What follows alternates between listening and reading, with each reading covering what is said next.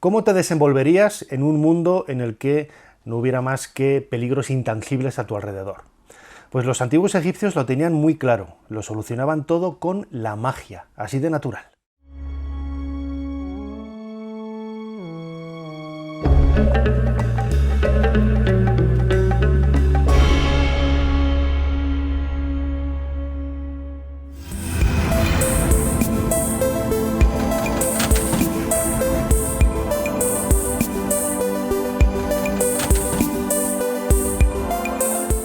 Bienvenidos a un nuevo vídeo de Dentro de la Pirámide, en el que vamos a desarrollar un tema que habéis pedido algunos de vosotros. Es un tema realmente muy interesante, fascinante, me atrevería a decir, porque tiene muchos elementos que concuerdan con nuestra cotidianidad, aunque realmente no lo veamos así.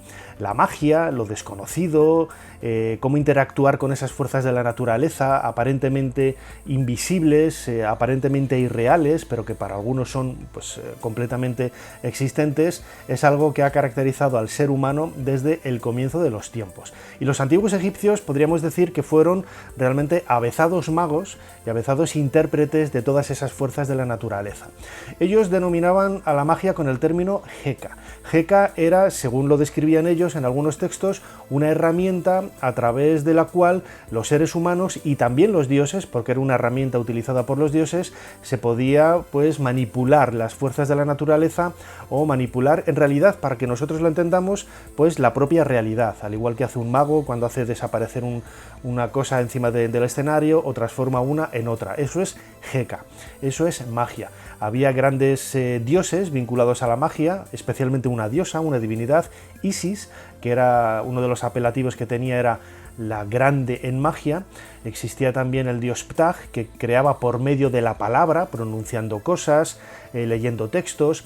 Precisamente los sacerdotes en el clero egipcio que estaban identificados con la magia eran los llamados sacerdotes lectores, ¿no? Los portadores del rollo, haciendo alusión a ese papiro en el que estaban escritos esas fórmulas mágicas que ellos, al leerlas, cobraban vida o intentaban, como digo, alterar la cotidianidad, la naturalidad del entorno que se tenía en ese momento, para transformarlo en beneficio de alguien, ¿no? Quizás a nosotros, desde nuestra perspectiva del siglo XXI, lo entendemos como una superstición, una locura, ignorancia, y sin embargo hay infinidad de aspectos mágicos que siguen muy vigentes entre nosotros. Por ejemplo, el hecho de que tengamos especial apego a un color determinado, que llevemos en el llavero de nuestra casa una figura, o que colguemos del parabrisas del coche, del retrovisor, del espejo, la figura de un santo o de una virgen, eso no deja de ser más que un elemento mágico. Cuando un sacerdote está repartiendo la comunión, él ha hecho de intercesor entre Dios y el ser humano para compartir esas bondades que se intentan dar con la comunión. Nosotros lo tenemos absolutamente asumido en una normalidad increíble y no nos llama la atención, pero en realidad es un gesto mágico, igual de mágico que cuando un chamán se pone a dar vueltas alrededor de una hoguera invocando a una serie de espíritus.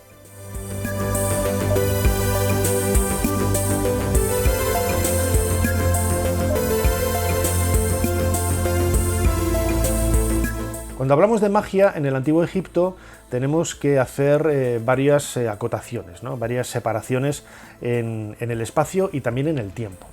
Voy a empezar con la más abrupta, por así decirlo, que es la llamada magia negra, ¿no? En realidad no es magia negra, nosotros lo llamamos así, quizás un poco condicionado por esas tradiciones más africanas, el vudú y este tipo de cosas, ¿no?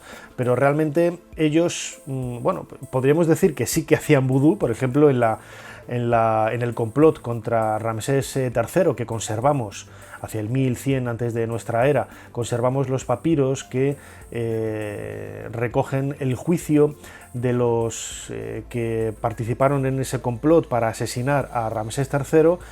Se habla de que uno de ellos utilizaba una serie de figuras de cera en las que iba clavando elementos, ¿no?, con los que podríamos decir que estaban haciendo un acto de vudú, ¿no? O bien lanzarlo al fuego para destruirlo, etcétera, ¿no? Se quería transpolar la figura del faraón en esa figura, de tal manera que al destruirla estabas también destruyendo al soberano. Estos elementos son realmente mágicos y muy cercanos al antiguo Egipto.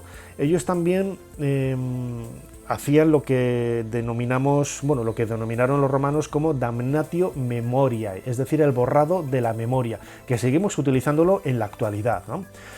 ¿A qué se refiere esto? Pues cuando tú quieres hacer desaparecer la imagen de un político que no te gusta, de un soberano que no te gusta, o de una persona que te cae en desgracia, lo que haces es pues, quitar su estatua, borrar su nombre de los libros y todo este tipo de cosas, ¿no? Es algo que hemos visto recientemente, pues cuando caen dictadores o hay convulsión política en algunos países y los presidentes se vienen abajo, lo primero que hacen es quitar las estatuas, quitar las representaciones que hay en parlamentos, en despachos, etcétera. Eso es algo muy común. Bueno, pues algo que ya hacían los antiguos egipcios y que personas como el propio Akenatón, Amenofis IV, o antes que él, la reina Hatshepsut, bueno, pues sufrieron en sus propias carnes, por ejemplo, cuando nos adentramos en el templo de Deir el-Bahari, de la reina Hatshepsut, tal y como estamos viendo ahora en pantalla, vemos que muchas de las escenas en donde ella aparece están borradas, están machacadas y sus nombres también.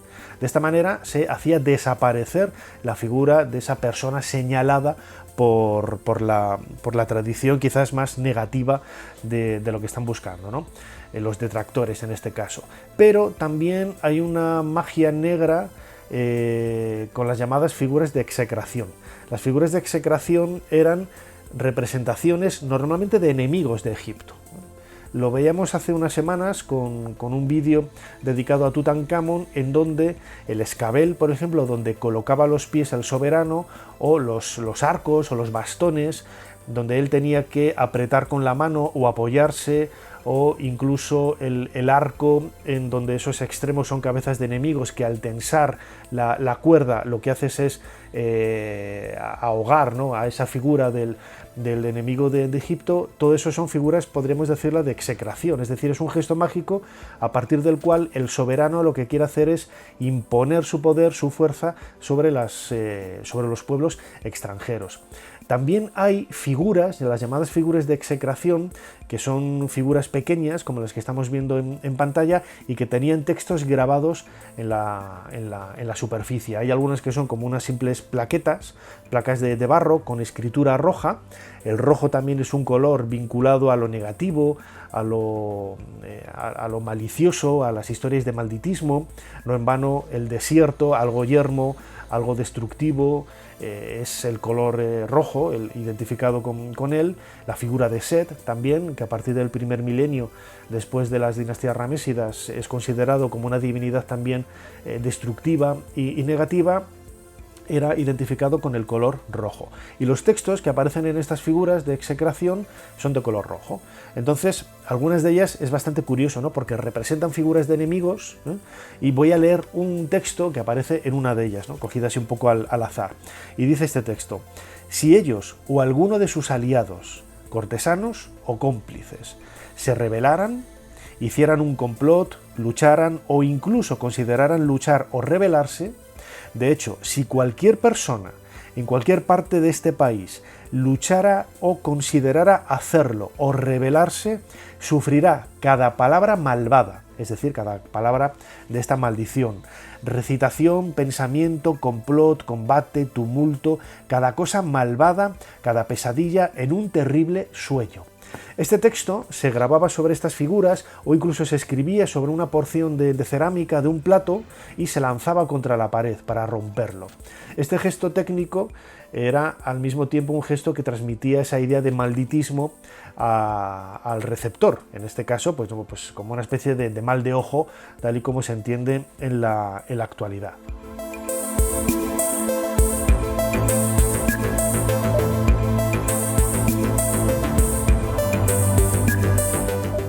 Los textos también podían tener un carácter mágico positivo, ¿no? Por ejemplo, tengo aquí un sapti, ¿no?, un usepti, una figura funeraria.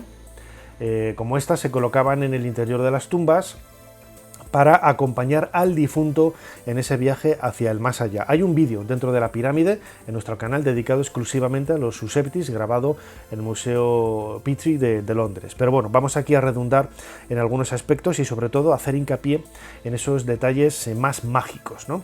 Fijaos que la figura tiene sobre los brazos, lo está haciendo con las manos, pues dos azadones y luego tiene un texto que cubre todo el cuerpo. En ocasiones las figuras no tienen texto, pero lo normal es que tenga por lo menos el nombre del difunto, al que va a acompañar en ese viaje hacia el más allá. Y en algunas ocasiones, en la parte de atrás, vemos que tiene una bolsa colgada como si fuera una mochila, en donde hay semillas. Todo esto en realidad no es más que un gesto técnico y mágico. Lo que se quiere hacer con ello es que esta figura sustituya al difunto en esos trabajos manuales que tiene que hacer en el mundo de Osiris, en ese viaje en el más allá, ¿no? En la tierra de Rostau. Esta es la razón por la que normalmente aparece copiado casi íntegro el capítulo número 6 del Libro de los Muertos, en donde se hace una llamada a este Ushabti para sustituir al difunto en esos trabajos agrícolas, en esos trabajos en donde tiene que llevar arena del este al oeste y tiene que hacer otra serie de actividades que hoy no llegamos a entender, como esta que acabo de mencionar de llevar la arena, pero que estaban relacionados con trabajos pues seguramente tediosos que no quería el noble, el funcionario, la persona rica, el faraón, que se hiciera en el más allá, ¿no? Por eso lo normal es que se acompañaran de este tipo de figuras. Empezaron siendo una o dos y luego se desarrollaron en un número muy grande hasta que podemos encontrar pues uno para cada día del año, uno para cada semana de 10 días, los decanatos, que era el sistema de calendario que utilizaban los egipcios, y luego también había jefes de obreros, ¿no? Había jefes que en vez de llevar los azadones llevaban un látigo y con ellos pues controlaban el trabajo de sus compañeros. Y el tamaño, bueno, pues puede ser de unos 10 centímetros, como esta que tengo aquí, que es una reproducción de un Ushabti de la reina Genutawi, y los hay mucho más grandes, como los famosos de Taharqa, que miden casi medio metro, o los de Hamwaset, el hijo de Ramsés II, que eran Ushabtis enormes. Bueno, pues esto es un poco el aspecto más mágico que podemos ver en estos textos, ¿no? Y también había mucho miedo en el sentido de que la magia que hay alrededor de la escritura jeroglífica también tiene una serie de elementos que la convierten en algo peligroso, ¿no? Por ejemplo, no es extraño ver algunos textos en donde las figuras de animales, los ideogramas, los jeroglíficos de los animales, tienen la cabeza separada, ¿eh? Vemos, por ejemplo, ahora mismo en pantalla un ejemplo que es el sarcófago de Iker, un arquero que se descubrió en el recinto en el que trabaja el proyecto Yehuti, dirigido por mi buen amigo José Manuel Galán del CSIC. Bueno, pues vemos ahí ese texto en donde la víbora, el sonido F, la letra F, tiene la cabeza separada. Bueno, pues esto no es ni un error de escritura, ni es que lleve un collar blanco, ni nada. Es que separaban la cabeza para que el ideograma siguiera teniendo ese sonido, ¿eh? Es decir, se pudiera leer eternamente durante millones de años, como decían los egipcios, pero al mismo tiempo, al tener la cabeza separada, no podía actuar contra el difunto, ya que era considerado un animal peligroso. Esto lo podemos encontrar no solamente con serpientes, sobre todo, pero también hay algún ejemplo con leones y con animales que, bueno, pues que eran, dentro de ese contexto natural, de la geografía natural del Valle del Nilo, eran considerados peligrosos.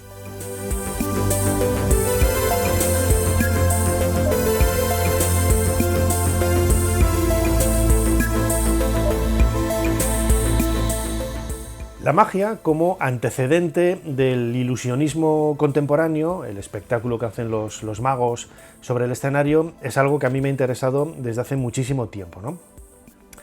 Podríamos decir que tal y como lo entendemos, la magia moderna, esa magia de espectáculo, nace en el Antiguo Egipto. Seguramente hubo algunos antecedentes pues en la prehistoria, ¿no? No tenemos textos, no hay un registro escrito que nos hable de ello, ¿no? Porque precisamente por eso es prehistoria, porque no hay textos, pero nos tenemos que imaginar a los chamanes haciendo una serie de juegos con las manos para sorprender, no voy a decir a los espectadores que hubiera alrededor, porque no eran considerados espectadores, eran considerados pues fieles seguidores de la creencia, de la fe que se estaba manifestando en ese momento. Pero bien es cierto que los textos nos dicen que es Egipto el país, la cultura en donde por lo menos en primer lugar se pone por escrito este tipo de tradiciones.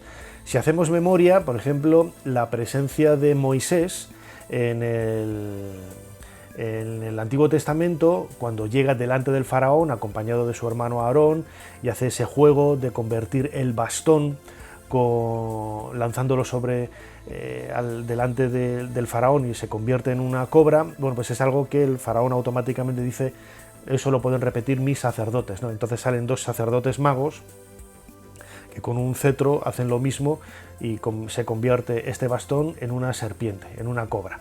Bueno, pues lo conocemos, ¿no? A través de la recreación que se hizo en la famosísima película de Charlton Heston de los 10 mandamientos, pero aparece ahí reflejado en el Antiguo Testamento.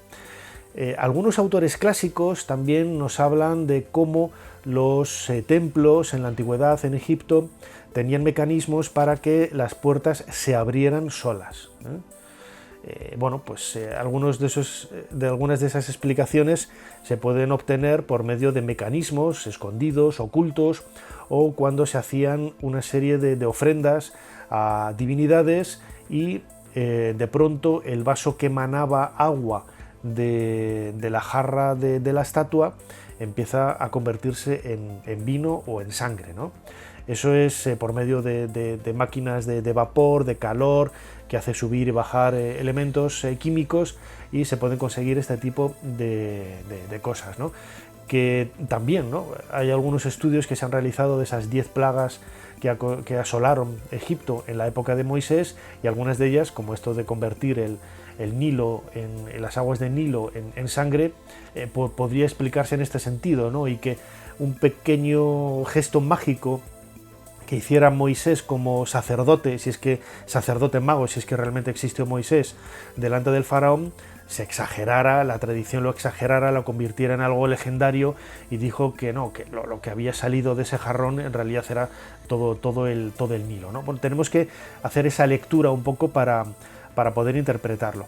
Pero si leemos directamente las fuentes faraónicas, las fuentes egipcias, vamos a descubrir que ellos nos hablan de temas, de elementos, de aspectos que realmente podríamos identificar con la magia de escenario, ¿no? Que ellos, claro, al no compartir el secreto con la audiencia, entre comillas, es decir, con los seguidores que había a su alrededor, eran entendidos como gestos sobrenaturales, pero sin embargo eran gestos sencillos de magias, de juegos de manos, ¿no? El papiro más antiguo que conservamos en este sentido es el llamado papiro Westcar. Westcar era un irlandés que estuvo en Egipto, compró algunos papiros en Luxor y luego volvió a su país. Y hasta tiempo después no se tradujeron. Richard Lepsius los compró y se los llevó a Berlín. Y en Berlín, que es donde hoy se conservan, en el Museo Egipcio de Berlín, no fueron traducidos hasta finales del siglo XIX por Hermann. Bueno, pues en ese primer texto del papiro Westcar vemos varios relatos que nos acercan a ese mundo mágico de los antiguos egipcios. Hay relatos increíbles, como que una mujer consigue a través de un mago que un cocodrilo de cera, al lanzarlo a un estanque, se convierta en un cocodrilo de verdad. Hay un relato también vinculado seguramente a Imhotep, el gran mago constructor de la primera pirámide, la pirámide escalonada, pero está muy fragmentado y no se conserva bien. Pero lo más importante del papiro Westcar es el relato número 4, en donde se habla de la historia de Yedi. Jedi era una persona, pues podríamos decir que era un sacerdote lector, un mago, pero que tenía mucha fama durante el reinado de Keops. Estamos hacia el año 2550 antes de nuestra era, aunque el papiro Huéscar es posterior, ¿no? Es posterior seguramente del año 1600, 1700 antes de Cristo, pero hace referencia a historias que sucedieron tiempo antes. Bueno, pues tengo aquí la traducción del papiro de Huéscar, el relato de Jedi, y bueno, pues a Jedi se le presenta como un hombre absolutamente extraordinario, ¿no? Dice que es un hombre que tiene 110 años, que come 500 rebanadas o trozos de pan al día, medio buey de carne, y que es capaz de beberse 100 jarras de vino, ¿no? En un solo día. Bueno, pues esto ya de por sí es absolutamente mágico, ¿no? Pero lo más sorprendente de todo es que lo que hacía Jedi para recrear, hoy podríamos entenderlo así, ¿no? Como recrear, seguramente era un gesto mágico con el que quería sorprender a los que había alrededor, era pues conseguir decapitar a una oca, separar la cabeza del cuerpo, dejar en una esquina del salón de Keops, es a quien fue a hacer este juego, el cuerpo, y en el otro la cabeza, lanzar una serie de salmodios, de fórmulas mágicas, y automáticamente el ave cobraba vida y se juntaban las dos partes, ¿no?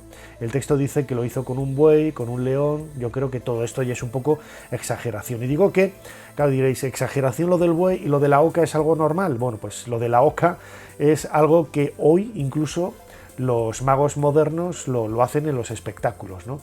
Y tiene historias bastante singulares, porque Gaston Herman, uno de los pioneros de una de las grandes dinastías de magia, en el siglo XIX realizaba este juego. Se hacía también con palomas, ¿no? En aquella época lo normal era hacerlo con palomas. Y en el siglo XIX él estuvo trabajando para el sultán otomano en lo que hoy es Turquía. Bueno, pues la respuesta y el comportamiento que tuvo Keops hacia el 2500 y pico antes de nuestra era y el del sultán fue el mismo. Cuando Jedi y cuando Herman hicieron este juego respectivamente ante el faraón y el sultán otomano, la reacción de los dos fue la misma. El faraón dijo: traedme un prisionero para que haga este mismo juego con él, y el sultán dijo que traed un prisionero que vaya a ser ajusticiado para que haga el mismo juego. Y la reacción tanto de Jedi como de Herman fue idéntica. Fue la de señalar que ese tipo de magia los dioses no la permitían con seres humanos. Y esto tiene más mérito en el caso de Herman porque en aquella época todavía no se había traducido el papiro Huéscar y era imposible que tradujera que hubiera leído esta historia. Otro elemento que identifica los orígenes de la magia moderna con Egipto lo encontramos en la tumba de Beni Hassan, la tumba de Bakhet III. Son tumbas del Reino Medio hacia el 2000 antes de nuestra era, es decir, hace unos 4000 años, y en esta tumba, que pertenece al gobernador, al soberano de una de las provincias de aquel momento, la provincia del Oryx, vemos en la pared norte, creo que es, una serie de representaciones de juegos. Entonces aparecen unos chicos jugando con un juego de tableros, otro con unos palos, otro con unas raquetas y una pelotita, y hay una escena en la que aparecen dos personas sentadas en el suelo, enfrentadas una delante de la otra, con lo que podemos entender como cubiletes, los cubiletes. Y están jugando pues de una manera muy sencilla a cómo podemos entender los cubiletes que encontramos en las tiendas de magia en la actualidad, ¿no? Que es, bueno, pues es parecido a esto que tengo en mis manos, en donde con varias bolitas lo que intentas hacer es conseguir traspasar una bolita a través del cubilete a otro espacio, ¿no? Bueno, pues este tipo de cosas seguramente se hacían en aquella época, y este juego, Newbery, el inglés que estuvo trabajando en la tumba, en las anotaciones de la publicación, ya señalaba que muy posiblemente esto fuera la primera representación de el juego de los trileros, ¿no? Que podemos ver todavía en la calle algunos timadores que utilizan este juego para engañar a gente con algunos compinches, a los que primero les dejan ganar dinero y luego roban al que se deja comer la cabeza, ¿no? Como solemos decir. Séneca realmente es el primero en hacer mención en un texto escrito sobre estos juegos, que él lo veía en la calle, con piedrecitas, decía, lógicamente no hablaba del juego de los cubiletes, sino que hablaba de juego con piedrecitas, pero es la misma mecánica, ¿no? Y en esta tumba de Beni Hasan muy posiblemente nos estemos encontrando con la primera referencia al juego, sobre todo por el texto que tiene en la parte de arriba, que es una frase hecha que dice: lo que está arriba es como lo que está abajo. Es una frase que quizás nosotros no entendemos porque no estamos dentro de la idiosincrasia o de la dinámica de ese juego y en el contexto histórico de las circunstancias que debieron de acompañarlo hacia el 2000 antes de nuestra era, pero que puede estar haciendo alusión a la utilización de dos cubiletes para ir pasando a través de ellos estas piedrecitas o estas bolitas. Esta influencia de la magia, tal y como la entendemos como espectáculo en el Antiguo Egipto, también coleó a partir del siglo XIX, sobre todo, hasta nuestros días, en los magos de escenario. Es decir, la egiptomanía, que nace a partir de la visita de Napoleón en 1798 a Egipto, la publicación de la descripción de Egipto en el primer tercio del XIX y cómo esos dibujos, esas láminas de colores, donde se proyectaba una imagen absolutamente idealizada del antiguo Egipto, pues llegó a los grandes espectáculos, ¿no? Y es muy normal que muchos ilusionistas, muchos magos, bueno, pues intentaran ver en el antiguo Egipto no solamente la inspiración de juegos, sino también la estética de sus espectáculos, ¿no? Conocemos carteles increíblemente hermosos de Harry Keller, de Howard Thurston, de Harry Houdini, de George, de Magician, de El Gran Carter, de infinidad de ilusionistas americanos, europeos, que utilizaron la estética de los faraones para transmitir ese halo de misterio, ese halo de encantamiento que había alrededor de la magia de los faraones.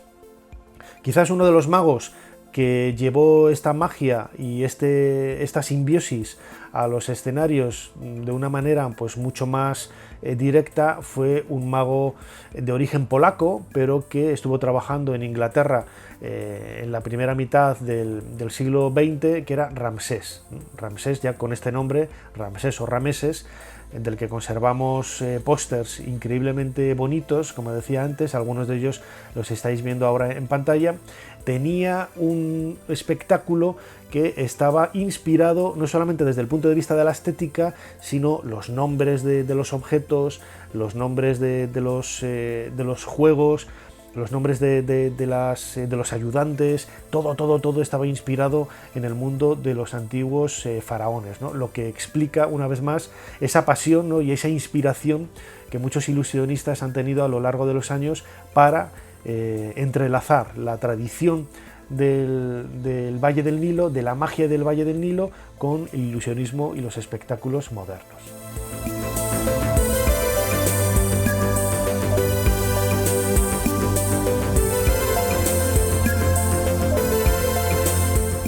Ya sabéis que para acabar me gusta siempre recomendar libros, en este caso libros que vinculen la magia con el antiguo Egipto.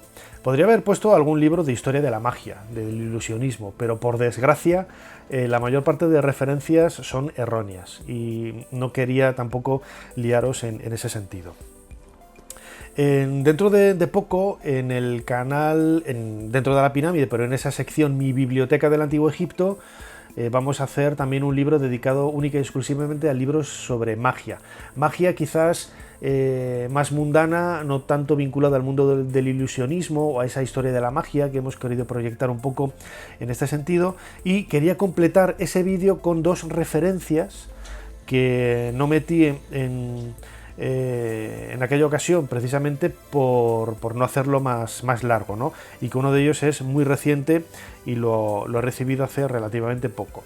Está en inglés, esto ya lo aviso, se llama Magia del Antiguo Egipto, Ancient Egyptian Magic, una guía de mano, ¿no? Es de Christina Ricks y cuenta muy bien pues muchos de los aspectos que os he estado explicando en los últimos minutos, ¿no? Habla del mago Jedi, habla de la medicina, habla de infinidad de aspectos que para hoy nosotros lo identificamos con la superstición, con el mundo de las creencias, pero que en aquella época la magia de los trucos y la magia sobrenatural iban de la mano por el mismo camino, ¿no?